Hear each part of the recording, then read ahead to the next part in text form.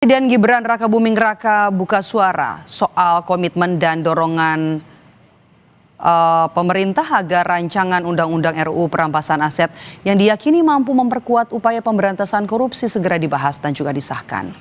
Gibran menyampaikan pandangannya soal RUU Perampasan Aset sebagai instrumen kuat melawan korupsi. Gibran mendorong pengesahan perampasan aset untuk mengembalikan kerugian negara akibat tindak pidana korupsi yang selama ini sulit dipulihkan. Gibran mengutip data Indonesia Corruption Watch atau ICW soal potensi kerugian negara akibat korupsi pada periode 2013 hingga 2022 mencapai 238 triliun rupiah.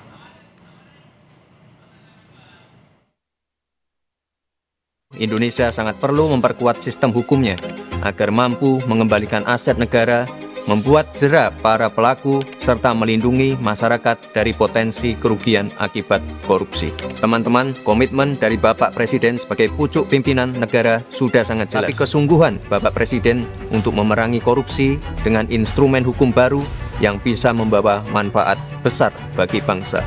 Jika kita sungguh-sungguh ingin memberantas korupsi, maka koruptor harus dimiskinkan. Inilah esensi dari RUU Perampasan Aset yang saat ini menjadi sangat penting dan mendesak.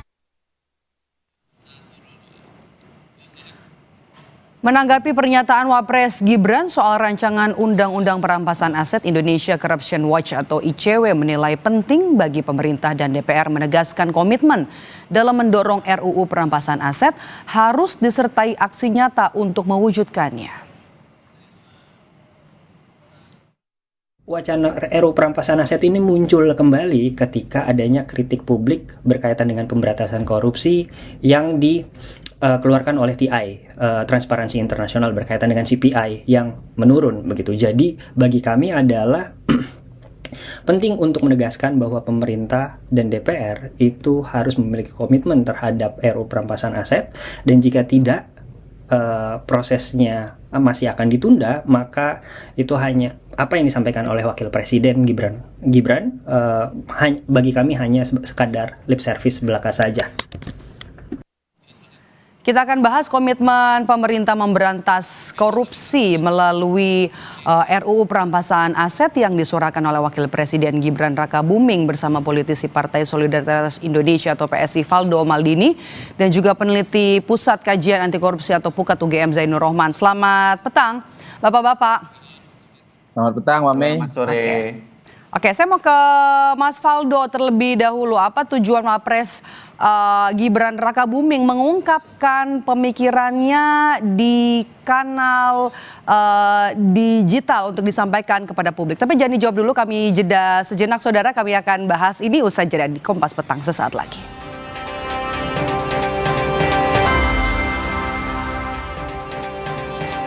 Kembali bersama saya Maido Pelfrina di Kompas Petang. Saudara, kita bahas soal RUU Perampasan Aset yang disuarakan oleh Wakil Presiden Gibran Rakabuming bersama dengan politisi Partai Solidaritas Indonesia PSI Valdo Maldini dan juga peneliti PUKAT UGM Mas Zainur Rohman. Saya tadi sempat terpotong ya bersama dengan Mas Valdo. Mas Valdo, apa kemudian tujuan Wapres untuk mengungkapkan pemikirannya di kanal digital kepada publik?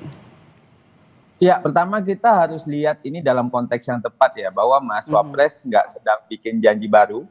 Beliau itu sedang mengingatkan ini tentang kebutuhan instrumen hukum yang sangat penting untuk memperkuat pemberantasan korupsi, Mbak.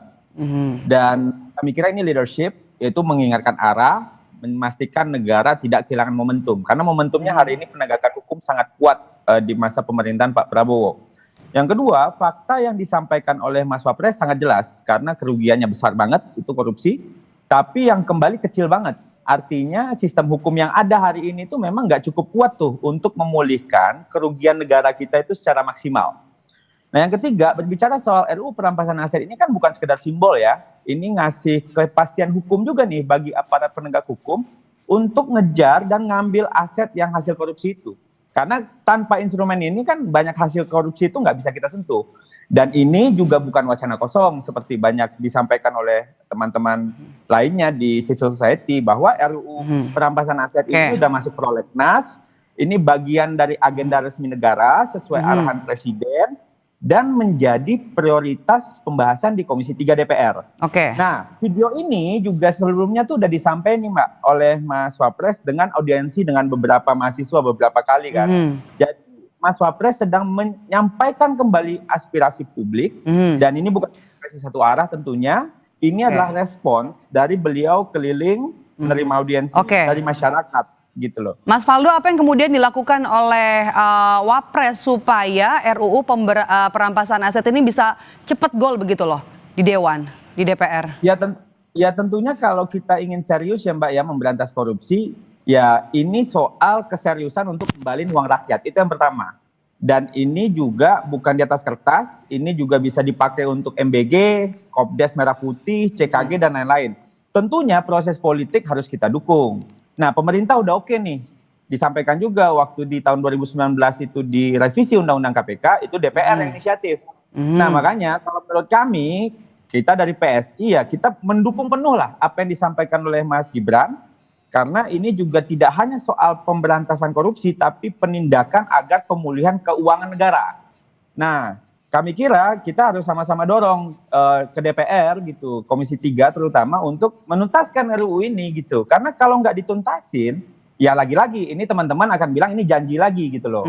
Dan sebagai negara demokrasi, bagian dari proses legislasi dan ini juga merupakan komitmen negara yang namanya sistem hukum harus kita perkuat. Dan kami kira mungkin kita tidak butuh hari ini sinisme soal ini, tapi dukungan agar ini sama-sama nih reformasi hukum ini bisa selesai. Mas Gibran mantik, mudah-mudahan ini menjadi isu yang akan membesar, termasuk bagi kami di PSI, mendorong proses legislasi di DPR untuk bisa lebih cepat dan ini tidak lewat lagi Mbak, karena kan kita tahu, karena korupsi ini kan korupsi ini masalah, RUU perampasan aset ini untuk ngambil kembali apa yang mereka rampok gitu loh. Oke, Mas. Orang pemimpin ngingetin, ini bukan komunikasi politik, ini komitmen untuk memastikan negara hadir di pihak masyarakat. Oke, Mas Zainur, apa yang harus dilakukan Wakil Presiden supaya soal perampasan aset tidak hanya jadi wacana saja? Ya aksi nyata dong. Kalau hanya sekadar pidato, Presiden Prabowo sudah lebih sering dan banyak berpidato soal itu. Tapi nyatanya indeks persepsi korupsi Indonesia saat ini anjlok menjadi 34/100 setara dengan Nepal dan negara-negara Afrika. Ini artinya kegagalan pemberantasan korupsi dalam waktu 1 tahun terakhir. Kalau memang misalnya Wapres ini punya inisiatif ya, mau kolaborasi dengan Presiden Prabowo, silakan bisa roadshow ke parpol-parpol, yakinkan ketum-ketum parpol bahwa ini adalah RUU yang dibutuhkan untuk mempercepat efektivitas pemberantasan korupsi. Atau kalau ini adalah presiden, menurut saya sangat mudah. Kumpulkan ketum parpol, terserah mau di Hambalang, mau di Istana, beri perintah kepada mereka agar mereka semua dukung, agar RUU ini bisa segera untuk disahkan.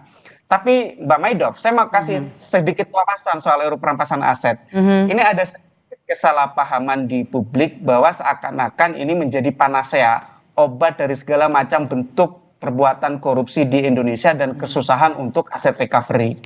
Padahal sebenarnya RUU perampasan aset itu kalau dibaca dengan teliti, itu adalah komplement. Dia bersifat pelengkap dari Undang-Undang Tindak Pidana Korupsi dan Undang-Undang sektoral lainnya terkait dengan tindak pidana yang bermotif ekonomi. Jadi Mbak Maidof, dia hanya bisa dilaksanakan, bisa diterapkan dalam kondisi tertentu. Yang pertama itu ketika tersangka atau terdakwa atau terpidananya itu melarikan diri. Yang kedua tidak diketahui keberadaannya. Yang ketiga meninggal dunia. Yang keempat diputus lepas. Kalau orangnya ada Mbak Maidof, itu tidak bisa pakai RUU perampasan aset. Lah lantas bagaimana? Lantas sebenarnya butuh satu lagi, yaitu kriminalisasi illicit enrichment. Itu ada di mana? Ada di RUU Tipikor, tindak pidana korupsi. Jadi saya khawatir publik akan kecewa, akan kecele bahasa Jawanya ketika RUU perampasan aset disahkan, tiba-tiba situasi akan berbalik 180 derajat. Tidak. Kenapa? Karena itu adalah sehingga Mbak Maidof tidak bisa dipilih nih. untuk memperbaiki RUU Tipikor, untuk mengesahkan RUU perampasan aset, untuk mengesahkan RUU pembatasan transaksi uang kartal, dan yang paling penting adalah kembalikan independensi KPK dengan cara revisi kembali Undang-Undang KPK. Bang Maidov.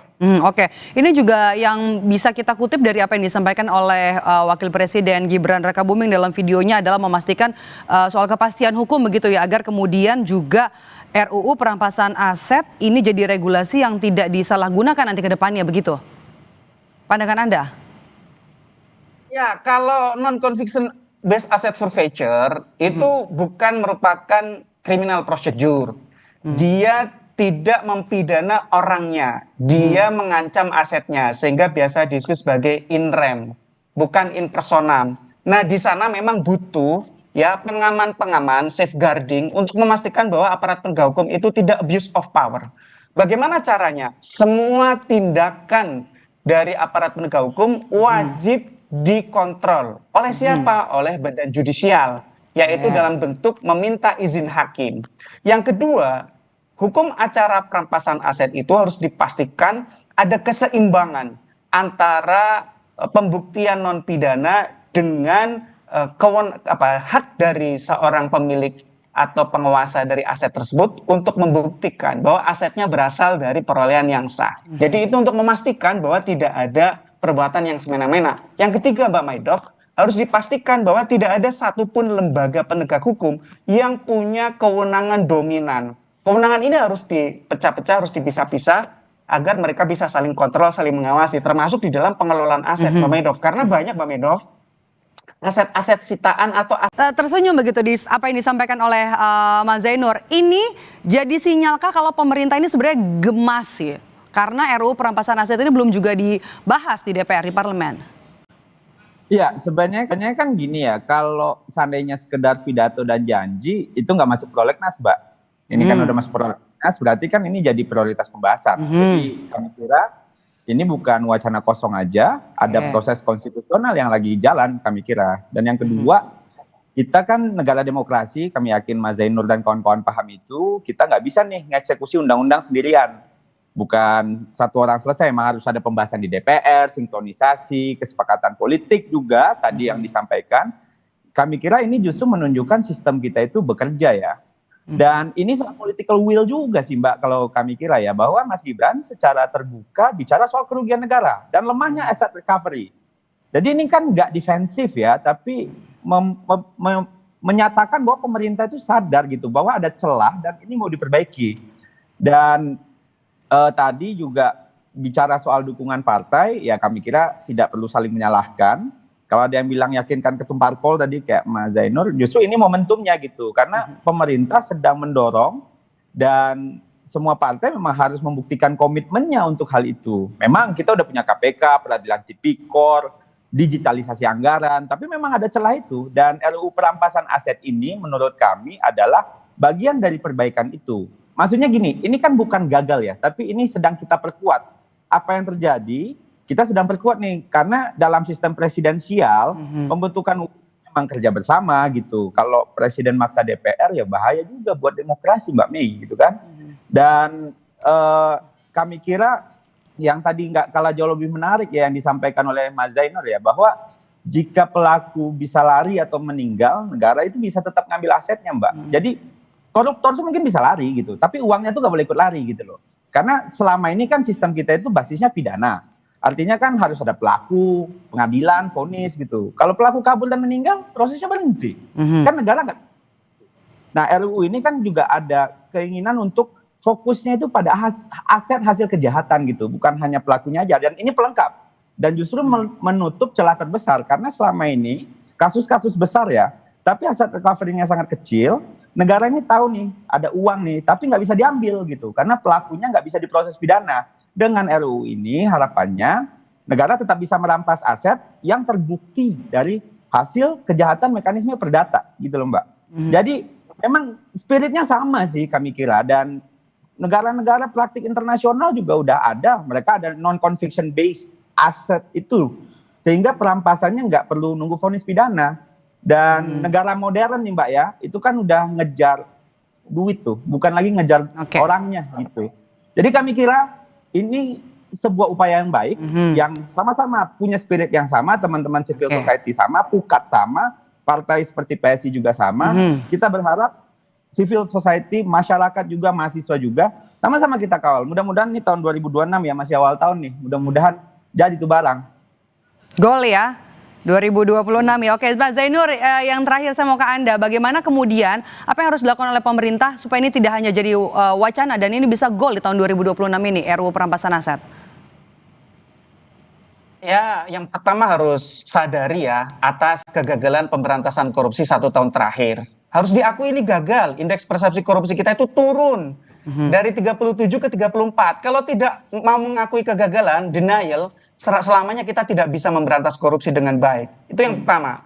Yang kedua, butuh upaya-upaya luar biasa untuk melakukan percepatan pemberantasan korupsi. RUU perampasan aset sangat kami dukung dari 2008. Silakan googling. Kami punya hasil penelitian 2008 dari Pukat gitu ya. Jadi yang paling penting sekarang adalah bagaimana agar elit-elit politik itu mau duduk bersama dan berkomitmen untuk ini segera bisa disahkan. Saya pikir sekali lagi kalau presiden yang kumpulkan sudah banyak lah ya. Contoh undang-undang yang lahir dalam tanda kutip 1 malam gitu ya. RUU KPK, perubahan undang-undang KPK dalam Undang-Undang 19 2019 di zaman bapaknya Gibran itu 13 hari. Di Undang-Undang TNI zamannya Pak Prabowo ini berapa hari? RUU Minerba berapa hari? Semuanya kilat gitu ya. Tapi begitu RUU perampasan aset puluhan tahun. Prolegnas itu dari 2010, 2012, 2015, 2023 dan sekarang 2026. Artinya kita akan lihat bagaimana komitmen elit-elit politik itu apakah memang mereka serius. Yang kedua Mbak Maido, harus meaningful participation, harus pakai partisipasi yang bermakna. Jangan hanya sekadar asal disahkan tapi isinya ampas. Kenapa? Karena sangat mudah untuk mentwist ini. Saya sangat paham gitu bahwa ini bisa macan ompong gitu ya. Yang ketiga, tidak cukup ini saja, butuh dilengkapi dengan perubahan Undang-Undang Tipikor, perubahan Undang-Undang KPK, dan juga pembatasan transaksi uang kartal dengan mengesahkan RUU pembatasan transaksi uang kartal. Mbak Maido. Oke, kita tunggu nanti apakah bisa digolkan di DPR 2026 ini RUU perampasan aset. Terima kasih sudah bergabung bersama kami, Mas Zainur Rohman dari Pukat UGM dan juga dari PSI Valdo Maldini. Sehat selalu, Bapak-bapak. Terima kasih. Usai jeda saudara, kami kembali dengan informasi putaran kedua perundingan nuklir antara Amerika Serikat dan Iran dijadwalkan pada Selasa esok di Jenewa, Swiss. Presiden Amerika Serikat mengancam akan mengerahkan